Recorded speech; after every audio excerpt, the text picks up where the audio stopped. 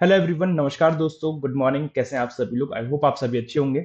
मैं शशांक स्वागत करता हूं आप सभी का brain booster reasoning wise shares YouTube channel पर। और मैं हूं आपके सामने लेके ये practice set number 11। Practice set number 11 किस चीज का प्रैक्टिस सेट है? ये स्कोर बूस्टर जो अपनी क्लास होती है मिसलेनियस क्वेश्चंस की, जिसमें हम रीजनिंग के जितने भी मिसलेनियस क्वेश्चंस हो गए, जैसे सिलॉग्स, इनइक्वालिटी, ब्लड रिलेशन, डायरेक्शन, वो सब हम इसमें करते हैं। और पजल को अलग से करते हैं डेली 7 बजे शाम को इसी चैनल पे। तो ये डेली हमारा 11 बजे के अराउंड सेशन होता है। डेली 11 AM अपना ये सेशन होता है।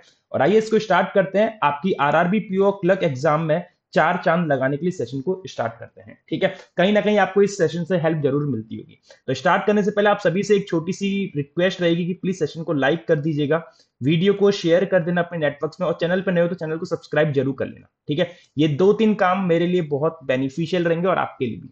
चलिए देखते हैं कैसे कैसे क्वेश्चन है। सिलॉग्स के 5 क्वेश्चन एज यूजुअल, इनइक्वालिटी का 5, तो 55 क्वेश्चन हो जाएंगे। अभी तक सिलॉग्स के 55 हो जाएंगे। इसके ब्लड रिलेशन के 11 सेट हो जाएंगे। 11 और हर सेट में हमने 2 क्वेश्चन रखे, तो मतलब 22 क्वेश्चन हो जाएंगे। डायरेक्शन डिस्टेंस का भी 11 सेट हो जाएगा। 11 इंटू 2 करूंगा 22 हो जाएंगे।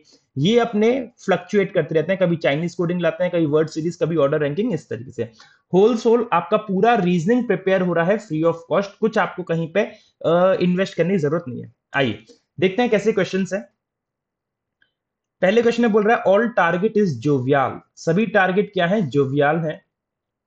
Only a few jovial are master. केवल कुछ ही जोवियल मास्टर है। Few master is confident. कुछ मास्टर कॉन्फिडेंट है। और नो कॉन्फिडेंट इज सेंसिटिव। कोई भी कॉन्फिडेंट सेंसिटिव नहीं है। पहला कंक्लूजन कह रहा है all target being master is a possibility. क्या ये सारे टारगेट मास्टर में जा सकते हैं? तो देखो, अगर सारे टारगेट मास्टर में गए तो सारे के सारे जोवियल नहीं जाएंगे, कुछ जोवियल जाएंगे जो टारगेट से हो रहे हैं। और केवल कुछ ही जोवियल मास्टर में रह भी सकते हैं। तो इसका मतलब सारे टारगेट मास्टर में जा सकते हैं। सारे टारगेट मास्टर में जा सकते हैं, कोई दिक्कत नहीं है। लेकिन सिनेरियो अगर कुछ ऐसा होता, सिनेरियो कुछ ऐसा होता और आपको बोला होता कि केवल कुछ ही ए, ये बी, और ये केवल कुछ ही ए अगर सी है, अगर केवल कुछ ही ए सी है, और आपको ऐसा बोला जाता कि सभी B, all B can be C, क्या सभी बी सी हो सकते हैं? तो आप बताओ इसको सही करते हैं गलत? आप इसको गलत करते। क्यों? क्योंकि अगर सभी बी सी में आए तो सभी ए बी सी में आएंगे, और सभी ए सी में आ नहीं सकते। तो मैंने आपको पिछले सेशन में भी बताया था, अगर अंदर वाला ओनली अ फ्यू है तो बाहर वाला भी ओनली अ फ्यू का काम करेगा। लेकिन बाहर वाला ओनली अ फ्यू है तो अंदर वाला ओनली अ फ्यू का काम नहीं करेगा, वो अंदर वाला पूरे का रिलेशन बना सकता है तीसरे से। ठीक है, आई होप आपको ये चीज कंसेप्ट क्लियर हो गया होगा। सम मास्टर इज नॉट सेंसिटिव। कुछ मास्टर सेंसिटिव नहीं है। कौन से मास्टर सेंसिटिव नहीं है? वो वाले मास्टर सेंसिटिव नहीं है जो सी के साथ शेयर हो रहे हैं। ये वाले मास्टर सेंसिटिव नहीं होंगे। तो ये भी क्या हो जाएगा? ट्रू। क्योंकि एस और सी का रिश्ता बना है, तो ये जो मास्टर का सी के साथ इतना पोर्शन शेयर हो रहा है वो भी सेंसिटिव नहीं होगा। तो बोथ फॉलोज आंसर आएगा ऑप्शन नंबर ई। आइए अगली क्वेश्चन पे। कोई भी लव एप्रिशिएट नहीं है। No love is appreciate. All adventures is appreciate. अच्छा, इसको एप्रिशिएट को थोड़ा सा बड़ा बनाना पड़ेगा। उसने बोला है ऑल एडवेंचर इज एप्रिशिएट, तो इसको पहले एडवेंचर लिख लिया मैंने, और एडवेंचर के साथ में लिख लिया एप्रिशिएट, ऐसे। ठीक है, तो एप्रिशिएट और लव का रिश्ता मना करा है। एडवेंचर से अपने आप बाय डिफॉल्ट मना हो गया, क्योंकि जब बाहर से मना है तो अंदर से ही मना। Some adventure is heavenly. कुछ एडवेंचर हेवनली है। और only a few heavenly is affectionate. ठीक है, ये अफेक्शनेट यहां पे रखती है। कंक्लूजन देखिए। पहला कंक्लूजन बोल रहा है ऑल एचपी। अरे ये एचपी कहां से आ गया? ये एचपी नहीं, हेवनली होगा। ये हेवनली है भाई, है ना? ये हेवनली है, एचपी नहीं। ये कहां से आ गया? हेवनली है। ठीक है, बोल रहा है all heavenly being love is possibility. सारे हेवनली, क्या ये सारे हेवनली लव में आ सकते हैं? तो आप कहोगे सर सारे हेवनली नहीं आ सकते, क्योंकि अगर सारे हेवनली आएंगे ना तो कुछ हिस्सा एप्रिशिएट का भी आएगा, क्योंकि हेवनली एप्रिशिएट के साथ शेयर हो रहा है और एप्रिशिएट लव में आ नहीं सकता। तो all heavenly being love is a possibility नहीं है। सम एप्रिशिएट कैन बी हेवनली। कुछ एप्रिशिएट हेवनली हो सकते हैं। तो भैया कुछ एप्रिशिएट तो पहले से ही हेवनली है, और जो चीज ऑलरेडी होती है उसकी पॉसिबिलिटी नहीं होती। तो ये भी क्या हो जाएगा? गलत। तो आंसर होगा none follows, neither one nor two. तीसरे पे आइए। Only table is piano. Only का मतलब होता है ऑल, और रिवर्स में चलती है कहानी। तो सभी पियानो क्या हो गए? तबला हो गए। और पियानो केवल और केवल तबला के पास रहेगा, इसलिए मैंने ये छोटा सा डॉट बना दिया है अपने रेफरेंस के लिए कि ये ओनली वाला केस है। सम तबला ऑर्गन। कुछ तबला ऑर्गन। कोई भी ऑर्गन सेलेस्टा नहीं है। और ओनली फ्यू सेलेस्टार गिटार। केवल कुछ ही सेलेस्टा क्या है? गिटार है। ठीक है, conclusion one, some piano or organ is a possibility. कुछ पियानो, अरे भैया पियानो के संग तुम कोई पॉसिबिलिटी मत लगाओ, सब पियानो से कैंसिल्ड है, क्योंकि पियानो केवल ओनली में रहेगा, तो देखना ही बेकार है आगे का। All tabla can never B guitar, सारे तबला गिटार नहीं हो सकते, बिल्कुल सही कह रहा है, क्योंकि सारे तबला गिटार में आए तो पियानो भी आएगा, और पियानो केवल तबला के पास ही रहेगा, तो आंसर होगा ओनली टू फॉलोज।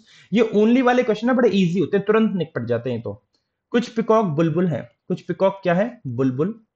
केवल कुछ ही बुलबुल पैरट है, केवल कुछ ही बुलबुल क्या है, पैरट। ऑल पैरट उलुगुरु है, और ओनली उलुगुरु, तो ये सारे गला उलुगुरु में आ जाएंगे, और ये केवल जी यू में ही रहेगा। Some U can never be बुलबुल, अब कुछ ऐसे यू हैं जो कभी बुलबुल नहीं हो सकते। कौन से यू ऐसे जो बुलबुल नहीं हो सकते, ये जो जी के साथ शेयर हो रहे हैं, तो ये वाली बात बिल्कुल सही है कि some U can never be बुलबुल, कुछ जो यू है वो कभी भी बुलबुल नहीं हो सकते। सम जी, सम जी कैन बी पैरट, तो भैया जी के साथ तुम क्यों बनाने की कोशिश कर रहे हो जब वो ओनली वाला केस है, तो कैन भी तो सवाल ही पैदा नहीं होता, तो सम जी कैन बी पैरट गलत है, तो आंसर होगा ओनली वन फॉलोज। ठीक है, नेक्स्ट, ये आप लोग होमवर्क में कमेंट करके बताएंगे कि इसका सही आंसर क्या बनना चाहिए। ठीक है, इधर से आता अपना इनइक्वालिटी का सेक्शन, 5 इनइक्वालिटी क्वेश्चंस करेंगे हम लोग। के ग्रेटर जी, पहले इस कंक्लूजन मांगा के और जी के बीच में फर्स्ट प्रायोरिटी का सिंबल है, के और जी के बीच में, और के की तरफ फेस कर रहा है, तो कैसे हम इसको कर सकते हैं। देखो, के से आर पे आओ, सारे सिंबल के की तरफ, और आर से जी आ नहीं सकते क्योंकि यहां पे अपोजिट सिंबल आ गए, तो पहला गलत। ठीक है, एक्स और आर में चाहिए आर की तरफ फेस करता हुआ फर्स्ट प्रायोरिटी का, तो आर और एक्स को हम कैसे कनेक्ट कर सकते हैं बताइए। देखो, आर से पी पे आओ, आर की तरफ फेस कर रहा है, और पी से एक्स पे आओ, पी की तरफ फेस कर रहा है। ये सेकंड प्रायोरिटी का है, ये फर्स्ट प्रायोरिटी का है, ये सेकंड प्रायोरिटी का। सारे सिंबल आर की तरफ है, पहली कंडीशन सेटिस्फाई। सेकंड कंडीशन की हमें प्रायोरिटी डिसाइड करनी है, यहाँ फर्स्ट प्रायोरिटी का है, और हमें यहाँ पे सेकंड, फर्स्ट और सेकंड, तो एक जगह भी फर्स्ट प्रायोरिटी मिल जाए वो सही, तो आंसर क्या होगा, only second follows. Next, W greater P और डब्ल्यू इक्वल पी, कहीं ना कहीं इनको इधर और का फील सा आ रहा है देख के, लेकिन इसको कंफर्म करेंगे पहले आगे बढ़ते। डब्ल्यू से एन पे आए सारे सिंबल डब्ल्यू की तरफ, और एन से पी पे आओ सारे सिंबल एन की तरफ, ये फर्स्ट प्रायोरिटी मांगा था, लेकिन यहाँ पे सेकंड प्रायोरिटी है, सेकंड प्रायोरिटी है, सेकंड प्रायोरिटी और थर्ड प्रायोरिटी है। सेकंड और थर्ड में किसको चुनते हो, सेकंड को, तो आंसर क्या आएगा, W greater than equal P, जिसका मतलब होता है डब्ल्यू या तो बड़ा होगा या फिर बराबर होगा। आपको यही दे रखा है, बड़ा और बराबर, तो दोनों तो वैसे इंडिपेंडेंटली गलत है, लेकिन आंसर क्या बनेगा, इधर और बन जाएगा, क्योंकि एग्जैक्ट रिलेशन डब्ल्यू और पी के बीच में ये बन के आएगा, लेकिन यहाँ पे एग्जैक्ट एग्जैक्ट पूछा कि एग्जैक्ट ग्रेटर और एग्जैक्ट इक्वल है, जो कि नहीं है, वो बराबर भी है और बड़ा भी हो सकता है, दोनों में से कुछ एक हो सकता है, इसलिए आंसर क्या लगेगा, आइदर और। नेक्स्ट, ओ ग्रेटर देन इक्वल पी, ओ ग्रेटर देन इक्वल पी कैसे हम कनेक्ट कर सकते हैं बताइए। ओ से यू पे आओ, यू से सी, या फिर यू से एच, और एच से पी। ठीक है, एच किसके इक्वल है, पी के, तो यहाँ पी रख दूं मैं। अब देखो, ओ से यू पे आ गए, यू से पी पे आ गए, सारे सिंबल ओ की तरफ है। सेकंड प्रायोरिटी मांगी है, यहाँ पे सेकंड, थर्ड, सेकंड, बस बात खत्म, सेकंड मिल गई तो, है ना। फर्स्ट नहीं मिलनी चाहिए थी, अगर फर्स्ट मिलती तो हम सेकंड को चुन ही नहीं पाते, फर्स्ट इंसान को चुनते। अब यू और आर में कैसे कनेक्शन बनेगा, तो यू से एच पे आओ, यू से एच और एच से आर, तो सारे सिंबल यू की तरफ है, ये वाला यू की तरफ, और यहां से एच से आर पे गए तो एच की तरफ, तो बाय डिफॉल्ट यू की तरफ। पहली प्रायोरिटी का मांगा है, यहाँ पे सेकंड प्रायोरिटी, थर्ड प्रायोरिटी और फर्स्ट प्रायोरिटी यहां मिल रही है, तो ये भी सही हो गया, बोथ फॉलोज, जहां पे भी मिल जाए फर्स्ट प्रायोरिटी अपना फॉलो कर जाएगा। चलिए, नाइन्थ पे आते हैं, सी इक्वल ओ। अब सी इक्वल है क्या, ओके, देखो सी इक्वल नहीं है ओ के, सी और ओ में तो कोई इक्वल का रिलेशन ही नहीं है, ये तो गलत। एच ग्रेटर क्यू, एच यहां से जाना बेकार है, यहां से जाओ, एच ओ ए, है ना। एच ओ, एच से ओ पे आओ, और ओ से क्यू आ नहीं पाओगे क्योंकि अपोजिट सिंबल आ गए, है ना, ओ की तरफ फेस नहीं कर रहे, तो एच और क्यू में रिलेशन बन नहीं पाएगा, तो ये भी क्या हो गया, गलत, आंसर होगा नन फॉलोज। नेक्स्ट, ये आप लोग होमवर्क में कमेंट करके बताएंगे कि इसका सही आंसर क्या बनेगा, इसका सही आंसर क्या बनेगा। ठीक है, अगला क्वेश्चन आता है मेरे भाई यहाँ पे अपना ब्लड रिलेशन का, देखते हैं इसमें सही आंसर क्या बनना चाहिए इसका। ठीक है, A family consists of 7 members with 2 generation of people. 2 generation of people है. Number of male is 1 less than the number of females. तो कहने का मतलब है कि 4 तो हो गई फीमेल और 3 हो गए मेल, क्योंकि 7 लोग हैं, 7 में से मेल अगर एक कम है, तो 7 में से एक कम मतलब 6 को आधे आधे बांट में बांट दो, 3 3, और एक किसमें कम है, मेल में, तो एक दे दो फीमेल को, तो 4 और 3 बन गए। ठीक है, and only 2 married couples are present, और 2 मैरिड कपल्स हैं, क्या है, 2 मैरिड कपल हैं। A is sister in law of K, A sister in law दो तरीके से हो सकती है, मैं आपको हर बार बताता हूं कि या तो ए एक लड़के से शादी कर ले जिसका सिबलिंग के हो, या फिर ए अपने सिबलिंग की शादी करा दे के से, तो ए सिस्टर इन लॉ के की इन दो तरीके से बन सकती है। ठीक है, के हु इज नॉट फीमेल, के फीमेल नहीं है तो के मेल होगा, तो इस केस में ए की एक बहन होगी जिसका हस्बैंड के होगा। तो ये दो केसेस हो सकते हैं। The way A is related to K, जिस प्रकार ए के से रिलेटेड है, तो ए के से क्या रिलेटेड है, sister in law. Is same as the B related to R, उसी तरीके से बी भी आर से रिलेटेड है, तो बी भी क्या होगा, बी फीमेल, और बी सिस्टर इन लॉ होगी आर की, B sister in law R की is the same as B related to R and M related to S, और एम भी एस से, अरे बाप रे बाप, ये क्या क्वेश्चन है। और एम भी सिस्टर इन लॉ होगी आर की, एम सिस्टर इन लॉ होगी आर की, ठीक है। तो इसका मतलब नहीं, एम सिस्टर इन लॉ होगी एस की, sorry M sister in law होगी एस की। ये क्वेश्चन तो बड़ा अजीब सा है भाई। नहीं, अब इसमें आर और एस का जेंडर नहीं पता, क्योंकि उसने बोला है जिस प्रकार ए के से संबंधित है, के का ए से नहीं बोला उसने। उसने बोला जिस प्रकार ए के से है, तो ए क्या है, सिस्टर इन लॉ, तो उसी प्रकार बी सिस्टर इन लॉ है आर की, लेकिन आर का नहीं पता और एस का नहीं पता। याद रखना, लाइन को समझना। आई मैरिड टू एम, आई का ब्याह एम से हुआ, तो देखो आई का ब्याह अगर मैं एम से कराता हूं, तो एम लड़की है, यहां पे दे रखा है एम सिस्टर इन लॉ है, तो आई लड़का होगा। इस तरीके से आई मैरिड टू एम हो गया, ठीक है। And father of wife of R, अच्छा, I married to M and father of, और पिता है आर की पत्नी का, मतलब आर की पत्नी का पिता है, इसका मतलब इसका एक बेटा होगा जिसकी वाइफ होगी आर, ठीक है। And father of wife of R, R की पत्नी का, अच्छा आर की पत्नी का पिता है, सॉरी सॉरी, आर हस्बैंड होगा, और आर की एक वाइफ होगी, और आर की पत्नी का पिता हो गया आई, यही बोला है। I is married to M, आई की शादी एम से हुई है, और पिता है, और आई किसका पिता है, आर की पत्नी का, तो आर की पत्नी का पिता आई हो गया, है ना। आर की पत्नी का पिता कौन हो गया, आई।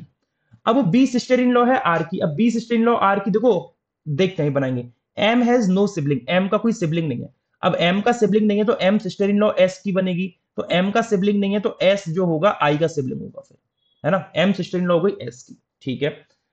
अब अगर एम सिस्टर इन लॉ हो गई, ये तीन लोग यहाँ हो गए, ये दो लोग यहाँ पे हैं, उसने मुझसे आर से रिलेटेड हो गए, बी सिस्टर इन लॉ है आर की, अगर बी सिस्टर इन लॉ है आर की, तो आर के सिबलिंग की अगर मैं शादी कराता हूं, देखो अगर आर के सिबलिंग की शादी कराऊंगा, है ना, तो कितने लोग हो जाएंगे, एक दो तीन चार पांच छह सात, सात हो जाएंगे। और और यदि मैं ऐसा करता हूं कि आर के स्पाउस का सिबलिंग बी को बना दूं, तो B sister in law R तब भी बन जाएगी, तो तीन और तीन छह हो गए। अब छह लोग हो गए, अब ए और के को भी फिक्स करना है, ए और के को भी करना है ना। अच्छा, अब ए और के को कैसे करें, एम हैज नो सिबलिंग हो गए, टू विद टू जनरेशन, दो ही जनरेशन है, नंबर ऑफ मेल एक कम है फीमेल से, और दो मैरिड कपल प्रेजेंट है, and only two married couples. अच्छा देखो, अगर मैं आर के साइड पे खींचता, अगर मैं आर के सिबलिंग बनाता यहां पे कोई एक, और मैं करता बी सिस्टर इन लॉ है आर की, तो आर का कोई सिबलिंग, और उससे बी की शादी कराता आर के सिबलिंग से, तो यहां पे मैरिड कपल कितने हो गए, एक दो तीन, तीन मैरिड कपल हो गए, और एक दो तीन चार पांच छह सात, तीन मैरिड कपल हो गए, और हमें कितने चाहिए, केवल दो मैरिड कपल। तो इससे ये हमें क्लैरिटी मिलती है कि आर के सिबलिंग के अकॉर्डिंग नहीं बनेगा, ये जो बनेगा आपका वो कैसे बनेगा, B sister in law of R, कि आर के स्पाउस की बहन होगी बी, ठीक है, आर के स्पाउस की बहन होगी बी। अब तीन और तीन छह लोग हो गए, छह लोग हो गए।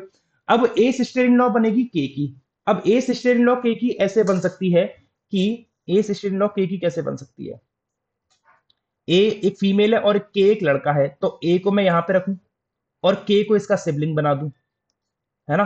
ए की शादी करा दी और उसका सिबलिंग के, तो ए की शादी इससे और के की शादी ये, तो ए सिस्टर इन लॉ हो गई के की, है ना। और अगर आप ऐसा करते कि सर ए के सिबलिंग की शादी करा दो कैसे, तो ए का सिबलिंग बी है, तो बी की शादी कैसे कराऊंगा, तो फिर वही तीन मैरिड कपल हो जाएंगे, तो तीन मैरिड कपल हो नहीं सकते, उसने बोला दो मैरिड कपल हैं, और चार फीमेल है, चार फीमेल में से एक दो तीन, तो एस भी क्या होगी, फीमेल होगी, तीन मेल है, आई आर के तीन मेल हो गए, तो सारी चीजें फिक्स हो रही है यहाँ पे।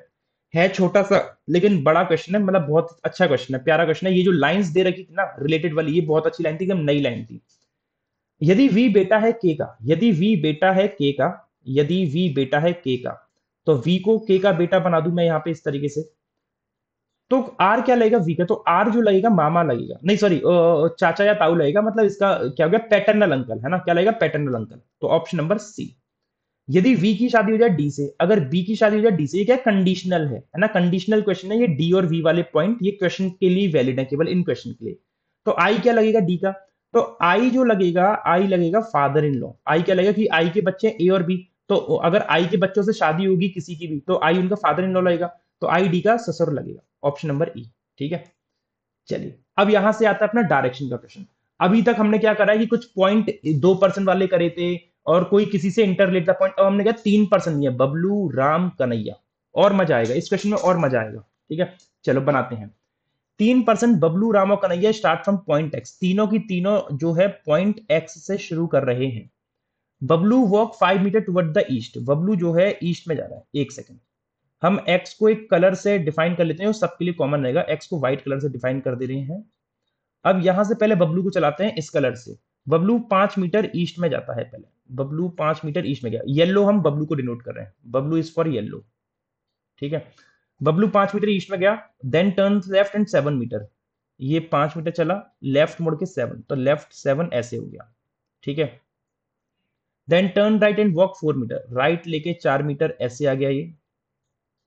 And again turns right and walk 12 meter, फिर से राइट लेके 12 मीटर चल रहा है। 12 का मतलब क्या हो गया कि 7 मीटर की दूरी तो ये वाली हो गई, और 5 मीटर की दूरी हो गई, 12 मीटर हो गया। And walk 4 meter, and then again turn side and walk 12 meter to reach the museum. और ये कहाँ पे पहुंच गया बबलू? बबलू पहुंच गया है हमारे म्यूजियम में। हमारा नहीं मतलब जो भी म्यूजियम होगा। अब कन्हैया चलेगा। अब कन्हैया बाबू के लिए क्या बोल रहा है कि Kanhaiya walk 10 meter towards the south, तो कन्हैया को ग्रीन से डिनोट कर रहे हैं हम। ठीक है, Kanhaiya Kanhaiya walk 10 meter towards the south, 10 meter south में आ रहा है, मतलब 5 मीटर की दूरी तो ये वाली इसके बराबर रहेगी, म्यूजियम के बराबर इतनी, और 5 मीटर और आ जाएगी, तो 5 और 5 10, कन्हैया 10 मीटर साउथ में आ गया। Then turns left and walk 9, left इसका यहां पे होगा, ये वाला पार्ट, ये लेफ्ट होगा। तो 5 की दूरी ये वाली, और 4 की दूरी वो ऊपर वाली बराबर, तो यहाँ पे म्यूजियम के पैरेलल ही आ जाएगा वो। यहाँ पे 9 मीटर चल के आ गया वो। ठीक है, turns left and walk 9 meter, and then turns left and walk 2 meter. अब यहां से भी लेफ्ट ले रहा है, लेफ्ट लेके 2 मीटर, मतलब यहाँ पे आ गए चल के। ठीक है, ये हो गया 2 मीटर का पॉइंट इसका चल के आ गया। And finally turns right and walk 4 meter to reach stadium, और यहां से राइट लेके 4 मीटर जा रहा है। 4 मीटर वो मतलब इस तरीके से आ गया चल के। और ये वाला जो पॉइंट है, ये जो पॉइंट है क्या है? स्टेडियम है, जहां पे आके कन्हैया जी रुके हैं। अब उसके बाद आगे बढ़ते हैं और चीजें देखते हैं। अब किससे करें कलर? अब हम कर लेते हैं ब्लू से। और अब कौन आएगा? अब राम की बारी आएगी। कन्हैया चल दिया, अब राम चलेगा, है ना। Ram walk 3 meter towards the north, Ram point X से 3 मीटर नॉर्थ, मतलब 7 का 3 मीटर, तो 3 मीटर हमने ये मान लिया, 3 मीटर वो नॉर्थ में गया राम। ठीक है, and then turns left and walk 8 metre, left मुड़ता है 8 metre, left 8 metre, and then turns left and walk 3 metre, फिर से लेफ्ट लेके 3 मीटर, तो 3 मीटर मतलब यहां पे एक्स के पैरेलल आ जाएगा। And then turns right and walk 4, अब राइट कहां होगा? राइट यहां पे होगा, साउथ का राइट ये होता है। ठीक है, तो ये कितना चला? ये 4 मीटर चला। लेंदी क्वेश्चन है लेकिन है easy. And finally turns left and walk 5 metre to reach G zoo, तो यहां से 5 मीटर चल के यहां पे आ जाएगा वो, एग्जैक्ट इस 5 पे, ये वाले पॉइंट के एकदम पैरेलल रहेगा, इस वाले पॉइंट के एकदम पैरेलल रहेगा। और ये पॉइंट कौन सा है? जू, है ना। ये दूरी कितनी है? 5, क्योंकि एक्स से लेके यहां तक 5 है, तो ये भी एक्स के एकदम अलाइनमेंट में था, तो एक्स से यहां से लेके यहां तक की दूरी 5। तो ये सब लोग अपना चल दिए हैं। अब इनके क्वेश्चंस देखते हैं, क्वेश्चंस कैसे बनेंगे। ठीक है, चलो जी। How far and in which direction stadium with respect to museum, stadium museum से कितनी दूरी पर, किस दिशा में? देखो स्टेडियम म्यूजियम से अगर मैं देखूंगा तो इस तरीके से आ रहा है ये। अब इसमें पाइथागोरस लगाएंगे। अब पाइथागोरस लगाएंगे तो कैसे लगेगा? देखो ये पूरी 5 थी, 5 में से 2 ये चली गई, तो 3 ये बचेगी, है ना। और ये दूरी 4 है, तो 3 और 4 का ट्रिपलेट 5 होता है, तो साउथ ईस्ट 5, 5 साउथ ईस्ट, मतलब ऑप्शन नंबर बी। बड़ा इजी है, ट्रिपलेट अगर याद होंगे पाइथागोरस के, 3 और 4 का हमेशा 5 आता है, 8 और 6 का 10 आता है, 12 5 का 13 आता है, और 24 और 7 का हमेशा 25 आता है, और 16 और 14 का हमेशा 20 आता है, और बहुत सारे होते हैं। अभी मेरे को जितने याद आए मैंने उतने बता दिया आपको। ठीक है, what is the shortest distance between museum and जू, म्यूजियम और जू के बीच में शॉर्टेस्ट दूरी कितनी है? म्यूजियम ये गया, जू ये गया, देखो दोनों ही एक साथ कनेक्टेड है एक लाइन में, तो इसमें कोई शॉर्टेस्ट नहीं निकालना, इसको बस आपको डिस्टेंस कैलकुलेट करनी है। 4 और 8 12, 12 और 5 13, और 13 और 4 17, 17 मीटर की दूरी आ रही है, मतलब ऑप्शन नंबर सी मैच करेगा। ठीक है, चलिए अगले क्वेश्चन पे आते हैं, जो कि अपना चाइनीज कोडिंग का है। तो चाइनीज कोडिंग के क्वेश्चन में क्या है देख लेते हैं जल्दी से। आपको बताना what is the code for the word memory, memory का क्या कोड होगा? अब मेमोरी कहां कहां पे आ रहा है? मेमोरी एक तो फर्स्ट लाइन में आ रहा है, सेकंड में आ रहा है, थर्ड में आ रहा है, 3 में आ रहा है। तो 3 में कौन कौन सा कॉमन है? पहली दूसरी तीसरी में DF6 यहां नहीं है, हटा दो। LM3 नहीं है, हटाओ। FD6 FD6 FD6 FD6 common आ रहा है ना तीनों में, तो बस आंसर ऑप्शन नंबर डी हो गया, बात खत्म। नेक्स्ट, यदि ओरिजिनल पिक्चर को कोड किया गया है DF6 और FD3 BF3 से, तो ओरिजिनल कहां पे, देखो पहले पिक्चर दिख गया, पिक्चर, और पिक्चर कहां पे है, पिक्चर यहां नहीं है, पिक्चर यहां नहीं है, पिक्चर यहां पे है। तो पहले चौथे में कॉमन क्या है, पहले चौथे में आप इन दो चीज में से देखना, बस इन दो कोड में से देखना, क्योंकि इन दो कोड का ही इससे आंसर निकल के आएगा। तो DF6 तो मिल गया, और ऊपर वाली लाइन में कहीं पे आपको BF3 नहीं मिल रहा। तो सिंपल सी बात है कि भैया आपको एक बात समझ में आ गई, पिक्चर का जो कोड होगा वो क्या होगा, DF6 होगा, DF6 होगा। तो ओरिजिनल का हो गया BF3, ओरिजिनल का हो गया BF3। सिंपल है ना, कोई ज्यादा हमें टाइम लगाने की जरूरत नहीं है, क्योंकि ऊपर वाली लाइन में इन दोनों कोड में से केवल DF6 आ रहा है, और यहां पे भी DF6 आ रहा है, तो भैया DF6 हो गया पिक्चर का, और ओरिजिनल का हो गया BF3। तो डेटाबेस का क्या होगा, डेटाबेस का क्या होगा, डेटाबेस का है, डेटाबेस एक तो चौथे में है, डेटाबेस एक दूसरे में भी है। तो दूसरे चौथे में कौन सा कॉमन आ रहा है, दूसरे चौथे में कौन सा कॉमन आ रहा है, देखो दूसरे चौथे में कौन सा आ रहा है, BF3 को तो गोली मार दो, क्योंकि BF3 किसी और के संग चला गया है, ओरिजिनल के संग।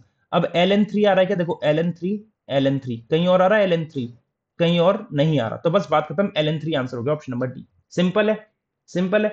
अप्रोच मैटर करती है क्वेश्चन के लिए बस, और कुछ मैटर नहीं करता है। आगे आ जाओ, how will be the statement video download memory. अब ये थोड़ा लेंथी क्वेश्चन है, टाइम कंज्यूम कर जाएगा, तो इसके लिए कोई बात नहीं, हम करेंगे अपना टाउन। देखो मेमोरी का तो हम पहले ही पता लगा चुके थे। मैं हमेशा बच्चों से एक बात कहता हूं, जब कभी भी हम ऐसे क्वेश्चन करें, जिस जिसके आपको कोड मिलते जाए उनके साइड में लेके चलना। मेमोरी का मिल गया FD6, तो मतलब ऑप्शन में देख लो FD6 कहां है, यहाँ पे, यहाँ पे, यहाँ पे, ये ऑप्शन गलत और ये ऑप्शन गलत, इन तीन में से कोई एक सही होगा, क्योंकि मेमोरी का क्या है, FD6 है। ठीक है, वीडियो डाउनलोड देख लो, वीडियो डाउनलोड अब हमको ढूंढना पड़ेगा। देखो वीडियो अपना पहली लाइन में है, इधर है नहीं, इधर अपना दे रखा है पहले तीसरे में। पहले तीसरे में कौन सा कॉमन आ रहा है, केवल पहले तीसरे में देख लो वीडियो का कॉमन कौन सा है, DF6 नहीं है, LM3, हाँ LM3 आ रहा है, और कहीं पे तो नहीं आ रहा LM3, LM3 और कहीं नहीं आ रहा, तो FD6 के साथ LM3 हो सकता है, लेकिन और कोड देख ले, कोई और तो कॉमन नहीं आ रहा। FD6 आ रहा है, लेकिन यहाँ पे भी FD6 रिपीट है, तो छोड़ दो। अच्छा FD6 तो ऑलरेडी हो गया है। BD4, यहाँ पे BD4 नहीं है, MN2 नहीं है, तो मतलब FD6 और LM3 तो आने चाहिए। तो FD6 LM3 दे रखा है, लेकिन यहाँ पे FD6 के साथ LM3 नहीं है, ऑप्शन बी हटा दो, FD6 और LM3 दे रखा है। ठीक है, अब ए और सी में से कोई सही आंसर होगा। मेमोरी का हो गया, अभी हमने किसका निकाला, वीडियो का निकाला था। अब हम डाउनलोड का देखेंगे, डाउनलोड कहां कहां पे दे रखा है, डाउनलोड अपना एक यहाँ पे है लास्ट में, और कहीं नहीं है। तो हमें जो कोड चाहिए FD6 LM3 के बाद, FD6 LM3 के बाद या तो BL3 चाहिए या GH2 चाहिए, है ना। BL3 या GH2 में से देख लो कौन आ रहा है। BL3 कहीं नहीं है, केवल GH2 दे रखा है, बस GH2 आंसर हो गया, option number C is the right answer. खेल खत्म। ठीक है, क्लियर हो गई बात। चलो SF9 का कोड देख लो कहां पे आएगा।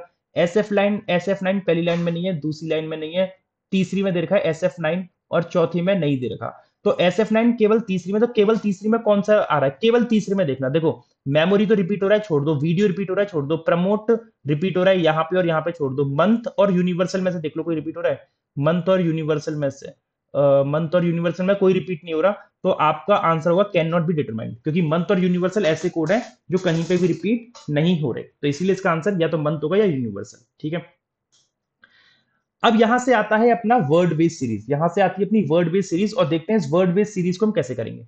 5 वर्ड दे रखे हैं, चार चार लेटर के, तीन नहीं 6 वर्ड दे रखे हैं। पहला क्वेश्चन कह रहा है all the words are arrange as per dictionary order from left to right. मतलब लेटर नहीं बोला है, वर्ड्स बोला है, जितने भी वर्ड्स हैं। लेटर क्या होता है, सिंगल होता है, वर्ड पूरा कंप्राइज होता है 3 4 या 2 लेटर से मिलके। तो सभी वर्ड्स को डिक्शनरी ऑर्डर में लगाता है left to right. Dictionary order का मतलब अल्फाबेटिकली, जैसे सबसे पहले कौन सा आएगा, डी वाले आएंगे, डी वाले ये दो हैं, फिर ई आएगा, ई के बाद एल आएगा, एम आएगा, और सबसे लास्ट में एस वाला आएगा। तो कौन सा वर्ड इमीडिएट लेफ्ट में होगा, जो तीसरा है राइट हैंड से। तो अब देखो इमीडिएट लेफ्ट पूछा है उस वर्ड की जो तीसरा राइट से, तो राइट से तीसरा मतलब 1 2 3, और इसका इमीडिएट लेफ्ट मतलब राइट से चौथा कह रहा है, और राइट से चौथा मतलब क्या हो गया, लेफ्ट से 1 2 3, तो लेफ्ट से तीसरा ही तो हो गया, लेफ्ट से कौन सा हो गया, तीसरा। तो लेफ्ट से तीसरा मतलब पहला और दूसरा तो इन दो में से आएगा, और तीसरा इसमें से आएगा, इवन, बस बात खत्म, इवन हो गया आंसर। कोई जरूरत ही नहीं है कि मैं उनको पूरे अल्फाबेटिकल ऑर्डर में लगाऊं, कोई जरूरत ही नहीं है। ठीक है, 20th को देखो, if first letter of each word is replace by M, अगर सभी वर्ड्स के पहले लेटर को एम से रिप्लेस करना है, तो ये बनेगा replace by M, then how many meaningful words can be form, कितने मीनिंगफुल वर्ड्स बनेंगे, बनेगा एम ई, ये बनेगा MELF। MELF तो कोई मीनिंगफुल वर्ड नहीं होता, ये बनेगा MARE, MARE, मेयर। मेयर क्या होता है कि जो हॉर्स होता है ना, हॉर्स की फीमेल को कहते हैं मेयर, ये बनेगा। ये MVEN नहीं बनेगा, MOVE, मूव, मूव बनेगा, है ना। फिर ये तो m को m से रिप्लेस करोगे, मेन बनेगा बनेगा, 3 तो हो गए, और ये क्या बनेगा, MARK, मार्क। तो 4 मीनिंगफुल वर्ड बन रहे हैं, मार्क, मेन, मूव और मेयर। तो 4 का मतलब हो गया more than 3, option number E. Next 21 में देखिए क्या बोला है, how many letters are there in between, मतलब किसी के बीच में बताना है, किसके बीच में, between last letter of the second word from the left, left से दूसरे वर्ड का लास्ट लेटर कौन सा है, E, and first letter of the third word from the right, first letter of the third word, first letter of the third word from right, right से तीसरा कौन सा है, ये, और फर्स्ट लेटर कौन सा है, एल। ई और एल के बीच में हमें बताने हैं कितने लेटर है as per English alphabet order. देखो ई 5 पे आता है, एल 12 पे आता है, 5 से 12 पहुंचने में +7 ऐड करना पड़ेगा, लेकिन 7 ऐड करोगे तब 12 पे आओगे, तो बीच में कितने आएंगे, 6, 5 और 6 11, 11 और 12 पे आ गया, तो 6 इनके बीच में आएंगे, option number D is the right. ठीक है, चलो ये आप लोग होमवर्क में मेरे को बताएंगे कमेंट करके कि इसका सही आंसर क्या बनना चाहिए, सही आंसर क्या बनेगा, right. I will be waiting for your answer. 3 question homework में, तीनों मैं चाहूंगा कि आप लोग कमेंट करके जरूर बताएं मेरे को, ठीक है। सेशन अच्छा लगा तो सेशन को लाइक करना, शेयर करना अपने अपने कनेक्शंस में, टेलीग्राम, व्हाट्सएप वगैरह जहां पे भी हो, और चैनल पर नए हो तो प्लीज प्लीज प्लीज सब्सक्राइब जरूर करना। ये आप टेलीग्राम चैनल ज्वाइन कर लेना इस क्लास की पीडीएफ के लिए। Thank you everyone. कोई सजेशंस, कोई क्वेरी, कोई डाउट, कोई फीडबैक हो तो आप जरूर दीजिएगा। मुझसे पर्सनली भी कनेक्ट होना चाहो, कोई बात करना चाहो, तो आप मेरे को इस व्हाट्सएप नंबर पे संपर्क कर सकते हैं। Thank you guys.